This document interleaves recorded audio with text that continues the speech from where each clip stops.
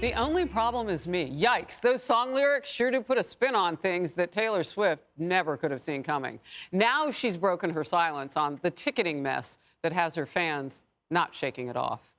The Swifties are furious at Ticketmaster after high demand caused the website to crash or freeze while they were trying to get a seat for Taylor's highly anticipated tour. Ticketmaster suddenly has pulled the plug on the whole thing and canceled the general public sale of the tickets. Now it's more than $20,000 to buy a single ticket off a scalper. Swift says the situation is excruciating. And here's a statement to her fans. She added this: "There are a multitude of reasons why people had such a hard time trying to get tickets. And I'm trying to figure out how this situation can be improved going forward. I'm not going to make excuses for anybody, because we asked them multiple times if they could handle this kind of demand, and we were assured that they could.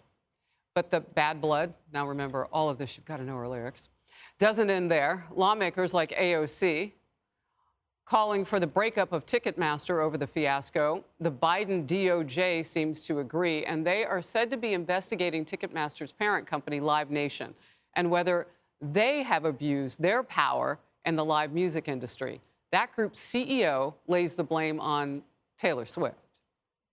Reality is, it's a function of the massive demand that Taylor Swift has. The site was supposed to be opened up for 1.5 million verified Taylor Swift fans. We had 14 million people hit the site, including bots, another story, which are not supposed to be there. All right, what are your top line thoughts on this one? Well, I don't know if he's laying blame. That's Greg Maffei, the CEO of Live Nation. I don't know that he's laying blame at Taylor Swift. He's complimenting Taylor Swift. 14 million people tried to buy tickets. He said, "I could have sold out 900 stadiums in the time we opened up this ticket buying process for Taylor Swift." There's a lot of Swifties. But I will say, I can't help but notice this, okay? And I'm only noticing this. So Live Nation is owned by Liberty Media. Liberty Media's CEO is John Malone. John Malone has gone about the process of de-wokifying most of his companies. Batgirl out. Most of this has been made sane once again under the umbrella of Liberty Media. Once you let go of something that the Democratic Party had control of, you suddenly start getting threats of FTC letters. Ask Elon Musk. All of a sudden now, if you lose control of something, the government wants to take a look. And when I see that Amy Klobuchar and a few of these senators want to look into Ticketmaster, it reminds me, what else does Liberty own? Oh, they just bought CNN. And CNN's going through a process of de-wokification as well. And now there's threats of, I don't know, antitrust looking under the hood. That's where it's coming from. It's simply an observation, but it does seem to be a correlation. There is a rhyme. I don't know if it repeats, but there is a rhythm here. Yeah, the Justice Department announced earlier today that they want to look at antitrust. What do you make of it? But that probe predates what's happening here. I mean, that's not because of this. I don't think, I understand I would be at the table to not think that there's some woke political conspiracy theory going on here, but I think that Taylor Swift fans crashed the system. Did you just call that a conspiracy theory? If you did, it means I'm probably right. Who knows what happened to JFK, right? So the antitrust was there, but the announcement today puts this as part of what they're looking at, as like the biggest piece of what they're looking at. It's the latest piece of evidence of this, and I don't know, in reading the evidence of what exactly?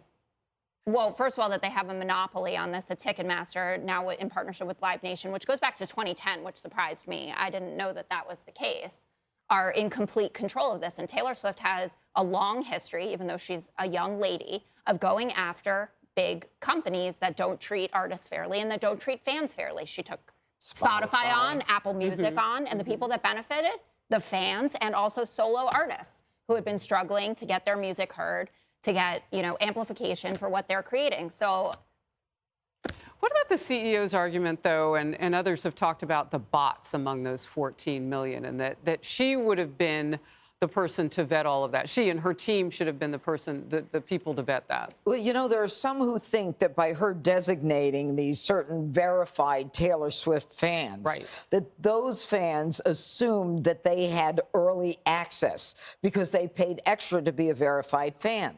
So when they tried to get on the early access, apparently bots were doing the same thing, and that's when it started to crash. It really may be as simple as this is a concert of a level that the Beatles had 30, 40 years ago. I mean, this was huge. And, you know, to be fair, I mean, the truth is that she's got so many fans, as Maffei said, we could have filled 900 stadiums. So the issue is almost not, you can't blame one or blame the other. And if we break up, if we say it's a monopoly, we break up Ticketmaster, somebody else is going to come in and they're going to say, you know, we'll charge less.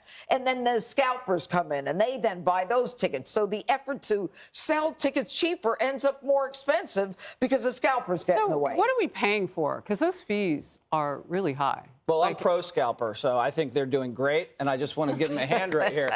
I understand what Taylor is going through because I went through something similar. I don't know if you know this, Harris, but I wrote a best-selling book called How I Saved the World. When it launched, we had Was it just your world or everybody else's?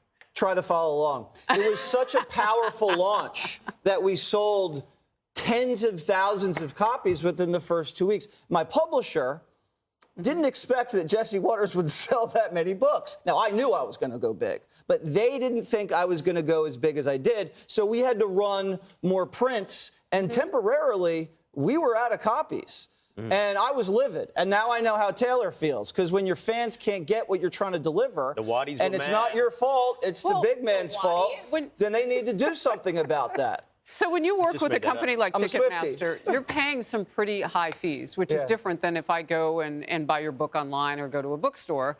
I'm not going through Ticketmaster to get them. So my question is... Well, I would give you a free copy. You would? Yeah. Well, thank you. It is your world. So my question is, well, how does it work? Like, what are you paying for? What am I paying Ticketmaster and some of the others? They're not the only ones who do the Vivid Seats. Many of these people go and charge these fees. Are they not vetting who the bots are? Like, who's doing their job? Yeah, I don't know how much of the impact was bots versus the big fans that Taylor and Jesse both share. But I would just say, to your point really quickly on monopolies, this was actually Ticketmaster doing a solid for their competitor. Their competitor was the one that had this business, and they deferred it out to Ticketmaster because their service was better. Apparently, their competitor thought their service was better. No one was good enough for Taylor Swift, apparently. Or Jesse. She's the best. Did they print enough books? Did they come back? Eventually, but it's a sore subject, Harold. Because it's important if you're fans, you know, if they get true. fed. You got to give them what they want. All right. Hey, Sean Hannity here. Hey, click here to subscribe to Fox News YouTube page and catch our hottest interviews and most compelling analysis. You will not get it anywhere else.